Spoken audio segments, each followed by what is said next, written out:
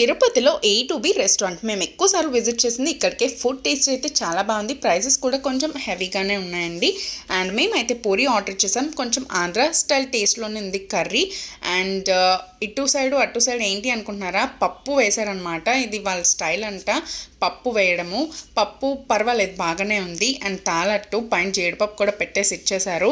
అది పెద్ద ఇడ్లీ మీద నెయ్యి కారపొడి వేస్తారంటండి. అండ్ ఆనియన్ రవ్వ దోశ, మిరియాలు కూడా యాడ్ చేస్తున్నారు వీళ్ళ దోశల్లో. ఇది కొబ్బరి చట్నీ, పీనట్ చట్నీ అండ్ పుదీనా చట్నీ, టొమాటో చట్నీ అనమాట. చాలా బాగున్నాయి చట్నీస్ అయితే.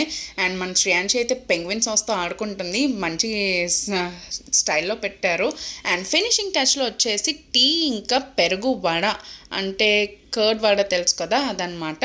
సో టీ టేస్ట్ అయితే యావరేజ్ ఉంటుంది. అండ్ పెరుగు వడ వచ్చేసి బాగుందండి, చాలా బాగుంది టేస్ట్ అయితే.